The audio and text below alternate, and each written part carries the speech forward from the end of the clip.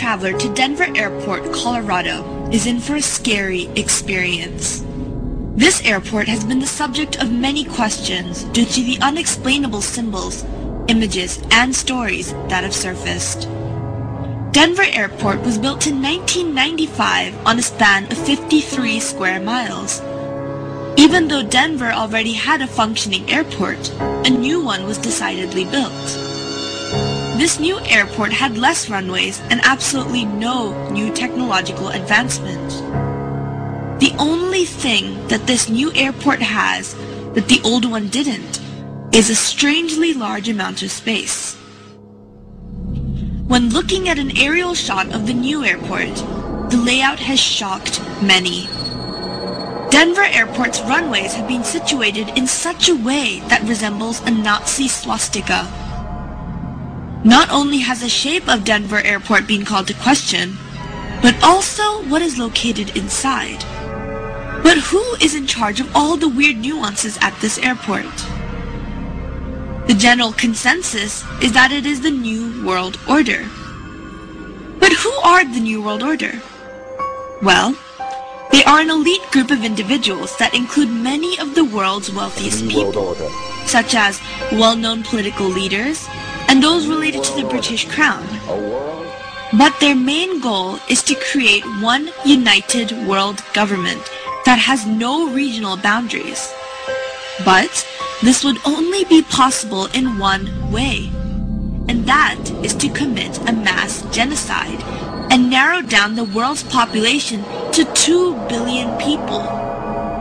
Their reasoning for this thought is because there would be more control. Denver Airport has a myriad of symbols that are correlated to the New World Order. There is a dedication stone in the airport that mentions the New World Airport Commission. However, there is no such thing. The New World Airport Commission is made up and was never created. One can only assume that it is alluding to the New World Order. Also, there is a plate on the floor that shows the symbols AUAG. Some may say that this is related to gold and silver. However, one of the sponsors of the airport discovered a new deadly strain of hepatitis known as Australian antigen, and this is also symbolized by AUAG. What is scary is that this symbol is located right in front of a mural on a wall that is about genocide. But let's talk more about the murals in Denver Airport. The murals located in the airport are the most notable features of this airport. The main mural stretches over 4 walls and was painted by Chicano artist Leo Tanguma, who was in fact Mayan. The first mural here shows 3 dead women, an African, a Native American, and a young Jewish girl. In the background, we can see the destruction of a city and a forest. This attempts to show the destruction of the world.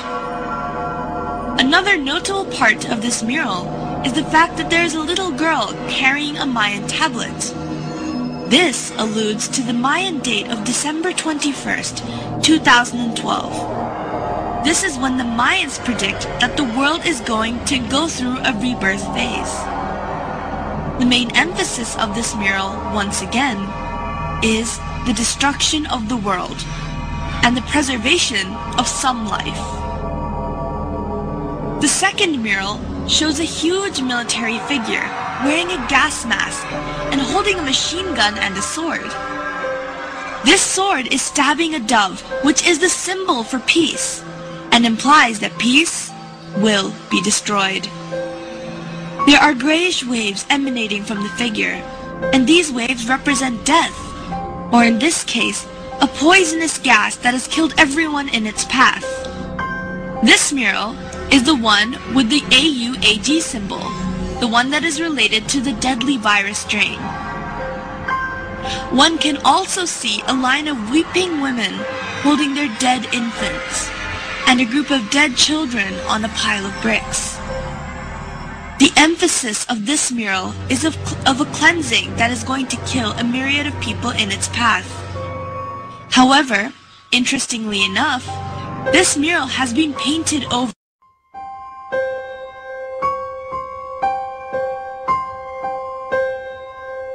The third mural shows all of the children of the world taking their weapons from each country and giving them to a German boy, who is then molding them into something else.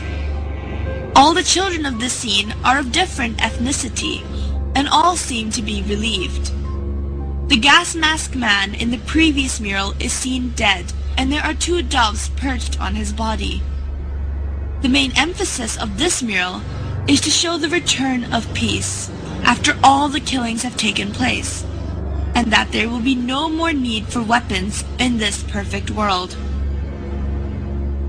The final mural has a Jesus-like figure in the middle, who is holding a plant which symbolizes rebirth. All of the people are running towards this man with happy expressions. Animals are freely roaming, and everything seems to be in perfect harmony. This final mural alludes to a new Garden of Eden, where the world is perfect size, and everything could work together in peace after the genocide that has taken place.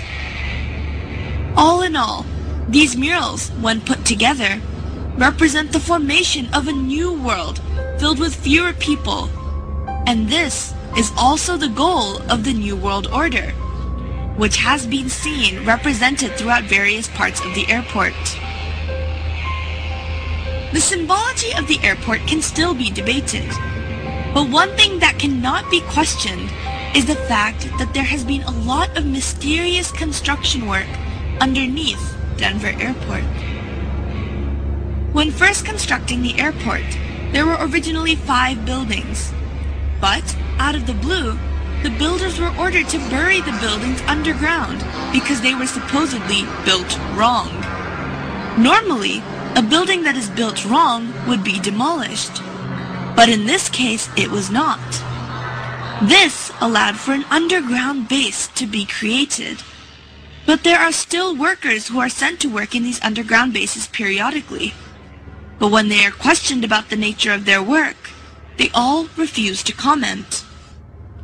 These underground bases have been going under more construction and now have underground tunnels that connect all the buildings together. According to a contractor, these tunnels have a strange sprinkler system that was added onto the roofs of the tunnel. But this sprinkler system has no valid use, as these tunnels are concrete and underground. If relating these sprinkler systems back to the sign of AUAG in front of the mural regarding genocide, then one must begin to wonder what the use of a sprinkler in a concrete tunnel 150 feet below the ground would be. These underground bases appear to be holding rooms due to the sheer mass and size, and some say that they even allude to concentration camps. This is because 1. These holding rooms have no purpose, and when the airport authorities were questioned, they say that they are merely being used for storage. And 2, all the barbed wire fences face the inside of the airport rather than facing the outside, which is what they usually do. This implies that they are trying to keep things in rather than keep things out. And 3, the sprinkler systems have no use, but they may be related to the deadly virus Australian antigen and the pursuits of the New World Order. People have attempted to argue that the underground bases are being used for storage, but one fact must be questioned, and that is, why is the underground base 88.5 square miles long? And why were the 5 buildings mysteriously buried? No airport has or needs that much storage room. So what is this space really being used for? Whenever the authorities are questioned, they are not allowed to answer. We are not the only ones who seem to be fascinated with this airport.